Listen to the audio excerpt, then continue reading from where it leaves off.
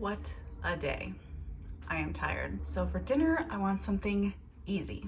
I don't want to be cooking. I saw this dish on Barefoot Contessa the other day, and of course the queen knows how to handle some chicken because it's Jeffrey's favorite. So it's kind of like a one pot wonder. I don't know the actual name. I will obviously write it and link the recipe down below in the description. It's like a chicken roast bake kind of thing. I did make it the other day, and now I must make it again because it was so delicious. I'm gonna preheat my oven to 350 Fahrenheit, and I think I'll be ready to go. I have just my cast iron brazier here. You can use whatever you want to as long as it can go in the oven. I'm just gonna put a couple tablespoons of olive oil. Then down goes my chicken. I am just using bone-in, skin-on chicken thighs. The most flavor, delicious. You want to spread them out just a little bit. Because I didn't know I was making this until just this very moment, I didn't really prep the chicken as I should have. The recipe calls for this chicken to be soaked in buttermilk for at least a few hours just to get it really good and tender, but it is not necessary. It is not the end of the world. As you can see, I'm still standing. If you want to think ahead, soak your chicken in buttermilk. Just gonna give a light salt and pepper.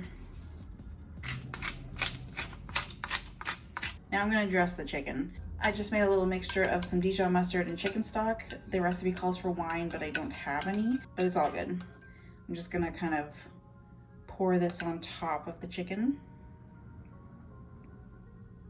To top this chicken, give it a little more color and a little more flavor, I'm gonna top it with some sumac. You can use paprika, which I'm pretty sure is what the recipe calls for. I don't like paprika and I don't have any, so sumac is the way to go. It's really delicious, citrusy and bright and deep. Perfect. And that's it for now. I'm gonna pop this into my 350 oven for 30 minutes and then we can move on to the next step. My chicken is just about done its first 30-minute cycle, so I'm going to prep some of the stuff that's going to be going into the pan as well. Garlic. I'm just gonna give this a rough chop.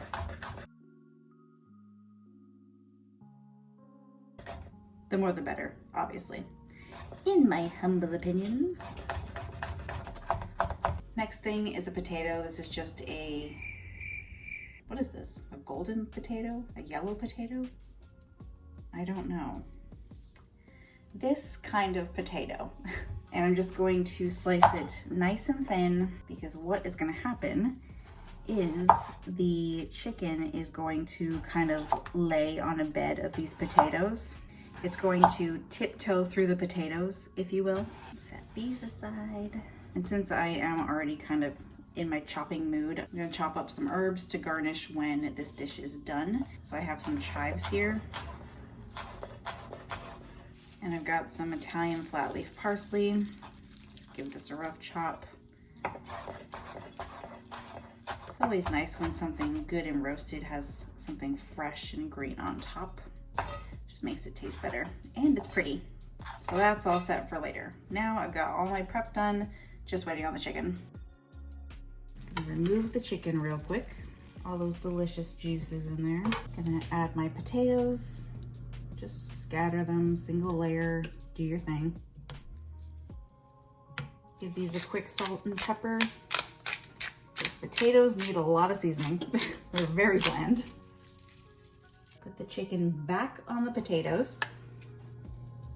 So as this chicken continues to cook, all of those juices are gonna start coming out and cooking on those potatoes, and the potatoes are gonna start to cook in this brothy mustard sauce. In goes the juice. Throw on my garlic. And this goes back into the 350 oven for another 30 minutes. It's me. I just put the chicken back in for its second 30-minute cycle. And I forgot to mention that 20 minutes in, you're gonna bump the temperature up of the oven to 425 to prep for the remaining cooking time for the potatoes. So do that. Look at this. Oh, it's so beautiful. My oven is now bumped up to 425. I'm going to remove the chicken. It's done cooking. Gonna let it rest. Let the juices redistribute. And then I'm gonna pop this pan back in the oven for like 15 minutes or so, just to kind of finish off those potatoes. And what I like to do at the end, if they are not done to my liking, I like to throw it on a broil real quick so that it gets nice and crispy. But look at these potatoes. They're basically cooking in chicken fat. Oh my God, I can't wait. I don't think you're ready. Look at this beautiful, beautiful dish. Oh my gosh, it smells so good. Everything is so crispy, crunchy on the sides here. The potatoes are done. I crisped them up. Set the smoke alarm off, no big deal.